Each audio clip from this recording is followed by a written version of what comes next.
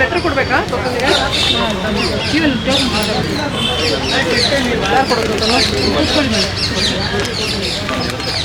Open ಮಾಡಿ. ನನ್ನ ಹೆಸರು ಸುರೇಶ್ ಅಂತೇಳಿ, ಕರ್ನಾಟಕ ಬೀದಿ ಬದಿ ವ್ಯಾಪಾರಿ ಒಕ್ಕೂಟದ ಸ್ಟೇಟ್ ಪ್ರೆಸಿಡೆಂಟ್. ನಾನು ಮಾತಾಡ್ತಾ ಇರೋದು. ಬೀದಿ ವ್ಯಾಪಾರಿಗಳನ್ನ ತೆರವುಗೊಳಿಸಿ ಸುಮಾರು ಕಡಿಮೆ ಅಂದ್ರೂ 50 ದಿವಸ ಆಗ್ತಾ ಬರ್ತಾ ಇದೆ. ಇವತ್ತಿನವರೆಗೂ ಮಲ್ಲೇಶ್ವರಮಲ್ಲಿ ಬೀದಿ ವ್ಯಾಪಾರಿನ ಆಗಕ್ಕೆ ಬಿಟ್ಟಿಲ್ಲ. ಇಲ್ಲಿ ರಾಜಕೀಯ ನಡೀತಾ ಇದೆ ಬೀದಿ ವ್ಯಾಪಾರಿಗಳ ಮೇಲೆ. ಕೆಲವರು ಬೇಕು ಅಂತ ಆಟ ಆಡ್ಕೊಂಡು ಅವರು ಇಷ್ಟ ಬಂದಂಗೆ ಏನೋ ತೀರ್ಮಾನ ಮಾಡಿಕೊಂಡು ಇರೋರನ್ನ ಒಗ್ಗಟ್ಟು ಹೊಡೆದು ಇಲ್ಲಿ ಜೀವನನ ಇದು ಮಾಡ್ತಾಯಿದ್ದಾರೆ, ಅವ್ರ ಜೀವನ ಹಾಳು ಮಾಡ್ತಾಯಿದ್ದಾರೆ. ವಲಯ ಆಯುಕ್ತರಿಗೆ ಮನವಿ ಕೊಟ್ಟಿದ್ದೀವಿ, ಇವತ್ತಿನವರೆಗೂ ಆ ಲೆಟ್ರನ್ನು ಏನೂ ಮಾಡಿಲ್ಲ. ಅವರು ಸುಮ್ಮನೆ ಕೂತಿದ್ದಾರೆ. ಕಮಿಷನರ್ಗೆ ಲೆಟ್ರ್ ಕೊಟ್ಟಿದ್ವು, ಇದೇ ವಲಯದ ಕಡೆ ಇದು ಆಯುಕ್ತರ ನಡೆಗೆ ವಲಯದ ಕಡೆ ಅಂತೇಳಿ ಮಾಡಿದರು. ಆಗಲೇ 6ನೇ ತಾರೀಕು ನವಂಬರಲ್ಲಿ ಮಾಡಿದರು. ಆವಾಗ ಮನವಿ ಕೊಟ್ಟಾಗ ಇದೇ ತುಷಾರ್ ಗಿರಿನಾಥ್ ಸರ್ ಹೇಳಿದರು, ಪೇಂಟ್ ಮಾಡಿಬಿಟ್ಟು ಓಡಾಡೋಕ್ಕೆ ಜನಕ್ಕೆ ಜಾಗ ಬಿಟ್ಟು ಮಿಕ್ತವ್ರನ್ನೆಲ್ಲ ಒಂದು ಕಡೆ ನೀಟಾಗಿ ಕುಣಿಸಿ ಎಷ್ಟು ಜನ ಕೊಡ್ತಾರೆ ಕೂರಲಿ, ವೆಂಡಿಂಗ್ ಝೋನ್ ಆದಮೇಲೆ ಬೇರೆ ತೀರ್ಮಾನ ತೊಗೊಳ್ಳೋಣ ಅಂತೇಳಿ. ಆದರೆ ಅಧಿಕಾರಿಗಳ ನಿರ್ಲಕ್ಷ್ಯದಿಂದ ಇವತ್ತಿನವರೆಗೂ ಯಾವುದೂ ನಡೆದಿಲ್ಲ. ಯಾರಿಗೂ ಪೇಂಟ್ ಮಾಡಿ ಕುಣಿಸಿಲ್ಲ ಬೀದಿ ವ್ಯಾಪಾರಿಗಳನ್ನ. ಅವ್ರಿಗೆ ಯಾವುದೇ ಒಂದು ಅನುಕೂಲ ಇವತ್ತಿನವರೆಗೂ ಮಾಡಿಕೊಟ್ಟಿಲ್ಲ. ಅದು ಮಾಡಿಕೊಡ್ಬೇಕು ಅನ್ನೋದೇ ನಮ್ಮ ಎಲ್ಲರ ಆಗ್ರಹ, ಎಲ್ಲ ವ್ಯಾಪಾರಿಗಳದ್ದು. ಯಾಕೆಂದರೆ ಅವತ್ತು ದುಡ್ದು ಅವತ್ತು ತಿನ್ನೋರು. ಇವ್ರ ಥರ ಏನು ಸಂಬಳ ತೊಗೊಂಡು ಯಾರು ಜೀವನ ಮಾಡ್ತಾಯಿಲ್ಲ ನಮ್ಮ ಬೀದಿ ವ್ಯಾಪಾರಿಗಳು. ಇಲ್ಲಿ ಆಗಿರೋದೇನು ಅಂದರೆ ಈಗ ಅವ್ರಿಗೆ ವ್ಯಾಪಾರ ಮಾಡೋಕ್ಕೆ ವ್ಯವಸ್ಥೆ ಮಾಡಿಕೊಡ್ಬೇಕು ಅಧಿಕಾರಿಗಳು. ನಾವೇನು ಮನವಿ ಕೊಟ್ಟಿದ್ವು ಅದೇ ತುಷಾರ್ ಗಿರಿನಾಥ್ ಸರ್ ನಮ್ಗೆ ಏನು ಹೇಳಿದ್ರು, ಪೇಂಟ್ ಮಾಡಿ ಕುಣಿಸಿ ಅಂತ ಹೇಳಿ ಆರ್ಡ್ರ್ ಮಾಡಿದ್ರು. ಇವತ್ತಿನವ್ರಿಗೆ ಆಗಿಲ್ಲ ಅನ್ನೋದನ್ನ ಕೇಳೋದಕ್ಕೋಸ್ಕರ ನಾವು ಬಂದಿದ್ದೀವಿ. ಬೀದಿ ವ್ಯಾಪಾರಿಗಳಿಗೆಲ್ಲರೂ ಯಾರು ಮಿಸ್ಗೈಡ್ ಮಾಡಿ ಯಾವುದೋ ಲೆಟ್ರ್ ಕೊಟ್ಟು ಕಳಿಸಿದ್ದಾರೆ.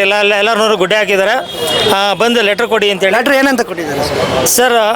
ಇದಕ್ಕೆ ನಾವು ಕಾನೂನು ಏನಿದೆ ಅದಷ್ಟೇ ಕೇಳ್ತಾ ಇದ್ದೀವಿ ಸರ್, ಬೇರೆ ಏನು ಕೇಳ್ತಾ ಇಲ್ಲ. ಅವ್ರು ಲೆಟ್ರ್ ಕೊಟ್ಟಿದ್ದಾರೆ ನೋಡಿ, ಈ ಥರ ಕೊಟ್ಟಿದ್ದಾರೆ. ಮಾನ್ಯ ಜಂಟಿ ಆಯುಕ್ತರು BBMP ಪಶ್ಚಿಮ ವಲಯ ಬೆಂಗಳೂರು.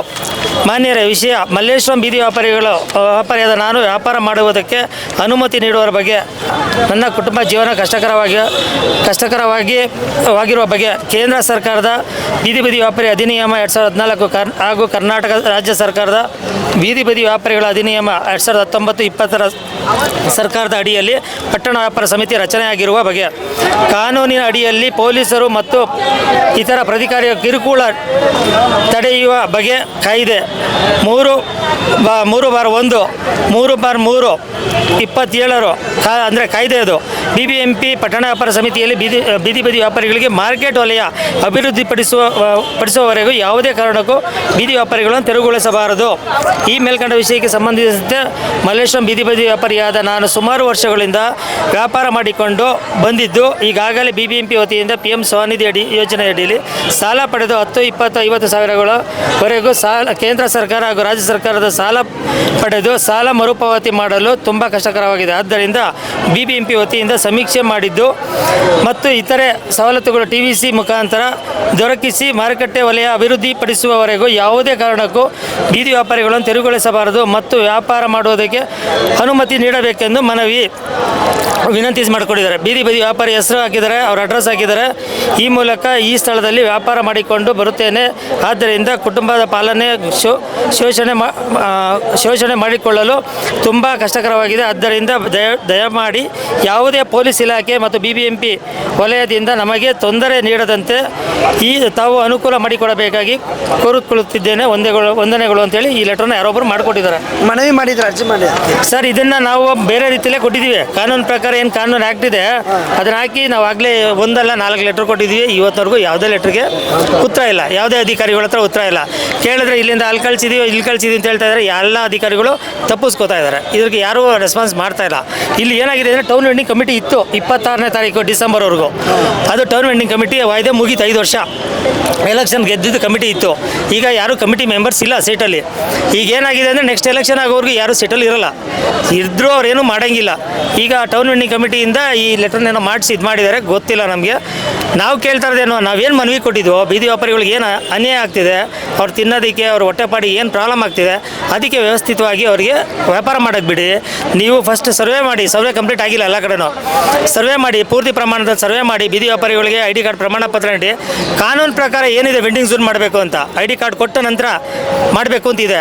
ಅವ್ರು ಪರ್ಯಾಯ ವ್ಯವಸ್ಥೆನೇ ಇಲ್ಲದೆ ತೆರವುಗೊಳಿಸಿದ್ರೆ ಅವ್ರು ಎಲ್ಲಿ ಹೋಗಬೇಕು? ನಾವು ಕೇಳ್ತಾರೆ ಕ್ವಶನ್ ಇಷ್ಟ. ಹೊಟ್ಟೆ ಪಾಡಿಗೆ ಅವ್ರು ಅನ್ನ ತಿನ್ನಬೇಕು ಬೇಕು, ಜಾಗ ಕೊಡಿ. ಅವ್ರು ಏನು ವ್ಯಾಪಾರ ಮಾಡಿದ್ರೆ ಜಾಗಕ್ಕೆ ವ್ಯಾಪಾರ ಮಾಡೋಕ್ಕೆ ಬಿಟ್ಕೊಡಿ ಅಂತ ಕೇಳ್ತಾ ಇದ್ದೀವಿ. ಎಲ್ಲ ಕಡೆ ಐ ಡಿ ಕಾರ್ಡ್ ಕೊಟ್ಟಿದ್ದಾರೆ ಬೀದಿ ಬದಿ ವ್ಯಾಪಾರಿಗಳಿಗೆ. ನಿಮ್ಮ ಕಡೆ ಸರ್ವೆ ಶುರುವಾಗಿ 2 ತಿಂಗಳಾಯ್ತಾ ಬಂತು. ಅಂದರೆ ಇನ್ನೂ ಸರ್ವೆ ಕಂಪ್ಲೀಟ್ ಆಗಿಲ್ಲ ಎಲ್ಲ ಕಡೆನೂ. ಸರ್ವೆ 20ನೇ ತಾರೀಕು ಲಾಸ್ಟ್ ಡೇಟ್ ಅಂತೇಳಿ ತುಷಾರ್ ಗಿರಿನಾಥ್ ಸರ್ ಆರ್ಡ್ರ್ ಮಾಡಿದರು, ಪೇಪರಲ್ಲೆಲ್ಲ ಬಂದಿತ್ತು. ಬಟ್ ಆದರೆ ಸರ್ವೆ ಕಂಪ್ಲೀಟ್ ಆಗಿಲ್ಲ. ನಾವು ಅದನ್ನೇ ಕೇಳ್ತಾ ಇದ್ದೀವಿ, ಸರ್ವೆ ಕಂಪ್ಲೀಟ್ ಮಾಡಿ. ಯಾಕೆಂದರೆ ಎಷ್ಟೋ ಜನ ಬೀದಿ ವ್ಯಾಪಾರಿಗಳ ಹತ್ರ ರೇಷನ್ ಕಾರ್ಡ್ ಇಲ್ಲ. ಸರ್ಕಾರದ ಲೆವೆಲಲ್ಲೂ ಕೇಳಿದ್ದೀವಿ, ಮತ್ತು ಇವರು ಕಮಿಷನರ್ ಲೆವೆಲ್ ಇದು ಸ್ಪೆಷಲ್ ಕಮಿಷನರ್ ಲೆವೆಲಲ್ಲೂ ಕೇಳಿದ್ದೀವಿ. ಅವ್ರು ಹೇಳ್ತಾರ ಮಾತು ಇಷ್ಟೇ, ಫಸ್ಟು ಇರೋರ್ದು ಮಾಡಿ ಆಮೇಲೆ ಮಿಕ್ತವ್ರದ್ದು ನೋಡೋಣ, ಏನಾದ್ರು ವ್ಯವಸ್ಥೆ ಮಾಡೋಣ.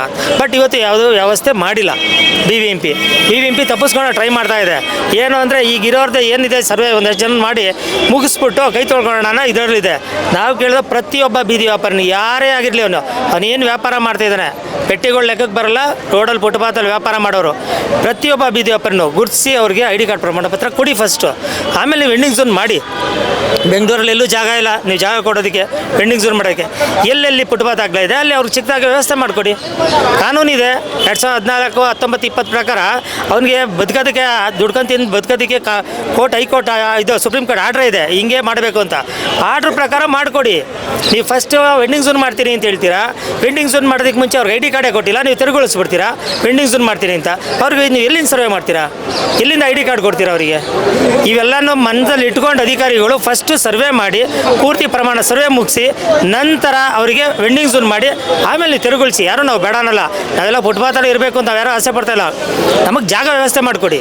ನಾವು ಇಲ್ಲಿ ದುಡ್ಡು ತಿನ್ನಕ್ಕೆ ಬಂದಿರೋರು, ನಾವು ಯಾರು ಬೇರೆ ದೇಶದಿಂದ ಓಟ್ ಬಂದಿರೋರಲ್ಲ, ಯಾವುದೇ ಸ್ಟೇಟಿಂದ ಬಂದಿರೋಲ್ಲ, ಎಲ್ಲ ಇದೇ ಸ್ಟೇಟ್ ಅವರೇ, ಇಲ್ಲೇ ಜೀವನ ಮಾಡ್ತಾರೋರು, ಇಲ್ಲೇ ವರ್ಷಾನುಗಟ್ಲೆಯಿಂದ ರಾಜ ಮಹಾರಾಜ ಕಾಲದಲ್ಲಿ ಚಿನ್ನ ಬೆಳ್ಳಿ ವಜ್ರ ವೈಡೂರನ್ನ ಸೇರೋರು ಎಳಿತಾ ಇದ್ರು ಫುಟ್ಪಾತಲ್ಲಿ. ಇವತ್ತು ಬೀದಿ ವ್ಯಾಪಾರಿಗಳು ತರಕಾರಿ ಹಣ್ಣು ಬಟ್ಟೆ ಬರೆ ಮಾಡ್ತಾ ಇದ್ದಾರೆ.